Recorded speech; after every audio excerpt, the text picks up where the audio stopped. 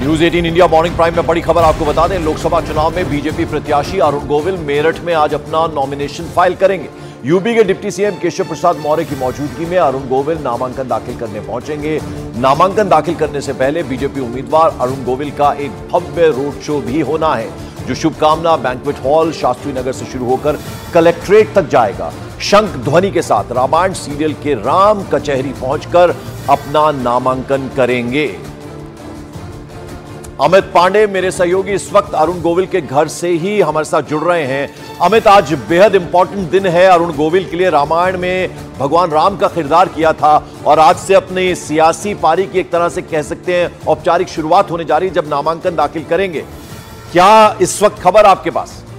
जी पंकज, बिल्कुल हम यहाँ पर उनके घर पर मौजूद है। अब से थोड़ी देर में किसी भी वक्त यूं हम कह सकते हैं कि अरुण गोविल इसी रास्ते से यहाँ पर निकलेंगे और नामांकन भरेंगे। और पूरा एक मेगा प्लान बीजेपी ने तैयार किया है, जिसमें डिप्टी सीएम सूबे के केशव प्रसाद मौर्य आएंगे और एक लंबा रोड शो होगा। न केवल मेरठ यह लोकसभा क्षेत्र है, बल्कि पश्चिमी उत्तर प्रदेश में किस तरीके से बीजेपी अपने आप को प्रस्तुत कर रही है पीएम मोदी के शंखनाद के बाद, वह आज ये परिलक्षित होगा। और अरुण गोविल है वो निकलेंगे और जैसे ही निकलेंगे सबसे पहले न्यूज 18 इंडिया पर आप वह तस्वीरें देखेंगे। हम इंतजार कर रहे हैं अंदर से। फिलहाल अभी हमें यह सूचना मिली है कि वह पूजा कर रहे हैं और हम ये कोशिश करेंगे तस्वीरें दिखाने की।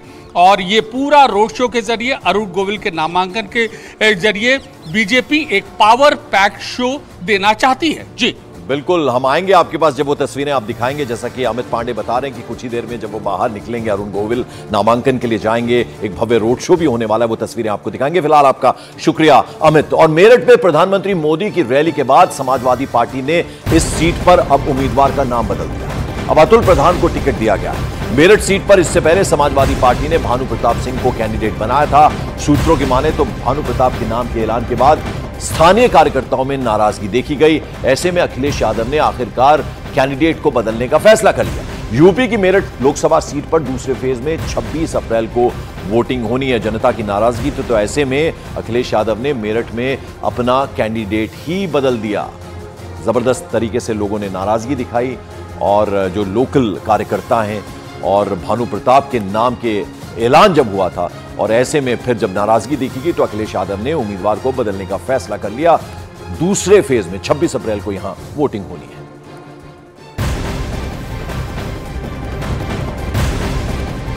और मॉर्निंग प्राइम में इस बीच बड़ी खबर आ रही है। जान से मारने की धमकी मिलने के बाद बांदा जेल अधीक्षक की अब जो सेफ्टी, उनकी सुरक्षा है वो बढ़ा दी गई है। जेल अधीक्षक वीरेश राज शर्मा के घर के बाहर सुरक्षाकर्मी भी तैनात कर दिए गए हैं। साथ ही साथ उत्तर प्रदेश एसटीएफ भी मामले की जांच में जुट गई है। बता दें आपको, बांदा जेल अधीक्षक को जान से मारने की धमकी मिली थी। अब वो कॉल जो है उसको ट्रेस किया जाएगा, उसकी जांच हो रही है। यूपी एसटीएफ इस पूरे मामले की जांच कर रही है। साथ ही साथ अतिरिक्त सुरक्षा दे दी गई है वीरेश राज शर्मा को। जेल अधीक्षक हैं बांदा जेल के, ऐसे में उनकी सुरक्षा जबरदस्त तरीके से बढ़ा दी गई है। जान से मारने की धमकी और ऐसी कॉल आई थी, कॉल ट्रेस की जा रही है और यूपी एसटीएफ अब इस पूरे मामले की जांच कर रही है और उनकी सुरक्षा में अब बढ़ोतरी कर दी गई है। जेल अधीक्षक जो हैं बांदा जेल के वीरेश राज शर्मा, उनकी सुरक्षा में अब और ज्यादा जवान जो हैं वो लगा दिए गए हैं और इस बीच उत्तर प्रदेश एसटीएफ अब इस पूरे मामले की जांच में जुट गई है।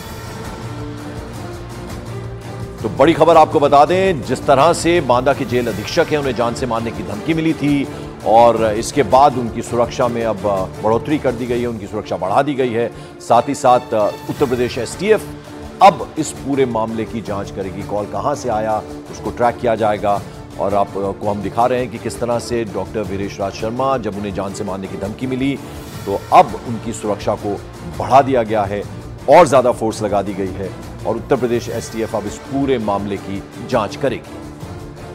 अमित सिंह हमारे सहयोगी हमारे साथ जुड़ रहे हैं। अमित, क्या अपडेट इस खबर के बारे में? सुरक्षा बढ़ा दी गई है और अब यूपी एसटीएफ जो है इस पूरे मामले की जांच में जुट गई है।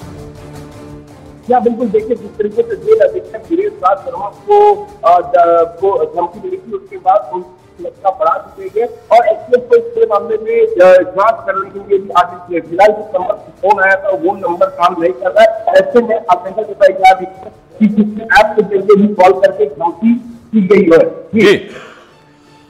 बिल्कुल, तो जैसा कि अमित बता रहे थे कि अब सुरक्षा बढ़ा दी गई है और यूपी एसटीएफ अब इस पूरे मामले की जांच करेगी कि कैसे जेल अधीक्षक है वीरेश राज शर्मा, उनको धमकी भरा कॉल आया था।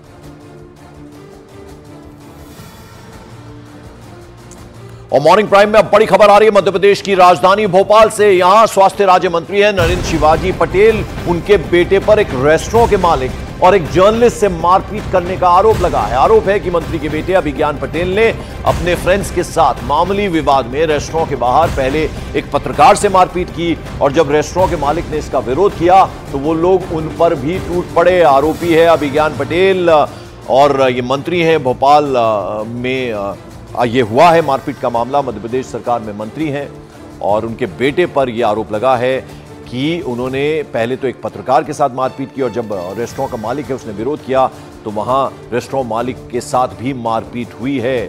तो मध्य प्रदेश की राजधानी भोपाल, यहां नरेंद्र शिवाजी पटेल स्वास्थ्य राज्य मंत्री, उनके बेटे पर यह आरोप लगा है। वो मेरी वाइफ से बोलता है कि मैं मंत्री का बेटा हूं, तेरा रेस्टोरेंट और तुझे कहां गायब करूंगा पता नहीं चलेगा। और वहीं रेस्टोरेंट के मालिक के मंत्री के बेटे के खिलाफ शिकायत दर्ज कराने पर पुलिस ने राज्य मंत्री के बेटे अभिज्ञान पटेल और अन्य लोगों के खिलाफ केस भी दर्ज कर लिया। यानी मंत्री का जो बेटा है और उसके जो साथी हैं उनके खिलाफ अब बाकायदा केस दर्ज कर लिया गया है। रेस्टोरेंट है पास में, अम्मा बाबूजी का रेस्टोरेंट, वहाँ के जो मालिक जो दंपत्ति हैं उन्होंने ये शिकायत की है कि उनके साथ कुछ लड़कों ने मारपीट की, जिसमें एक अभिज्ञान पटेल और अन्य लड़कों के जो वहाँ पे मौजूद थे उन पर मुकदमा दर्ज हुआ है। अभी 4 लोगों को निलंबित कर दिया गया है और कारण ये था कि जो यहाँ पे अभिज्ञान पटेल और इन लोगों का आरोप था कि पुलिसकर्मियों द्वारा उन पर मारपीट की गई थाने में, तो इस कारण से उन्हें अभी निलंबित किया गया है और जाँच में ले लिया गया है। स्वास्थ्य राज्य मंत्री नरेंद्र शिवाजी पटेल के बेटे अभिज्ञान पटेल पर गुंडागर्दी आरोप लगने के बाद कांग्रेस ने अब इसे मुद्दा बना लिया है। कांग्रेस के प्रदेश अध्यक्ष जीतू पटवारी ने मंत्री के बेटे पर सख्त से सख्त कार्रवाई की मांग भी कर दी है। पुलिस को का मनोबल गिराना और अपराध को सहयोग करना इस सरकार की नीति बन गई है। हालांकि बीजेपी ने जांच के बाद आरोपियों पर कड़ी कार्रवाई करने का भरोसा दिलाया। बीजेपी नेता वीडी शर्मा ने कहा कि कानून अपना काम कर रहा है, प्रशासन अपना काम कर रहा है, जिसने गलत किया होगा उस पर एडमिनिस्ट्रेशन गंभीरता से अपना डिसीजन लेगा। कानून अपना काम कर रहा है, प्रशासन अपना काम कर रहा है, जिसने गलत किया होगा उस पर प्रशासन गंभीरता से अपना निर्णय करेगा। और मॉर्निंग प्राइम में अब बात अगली खबर की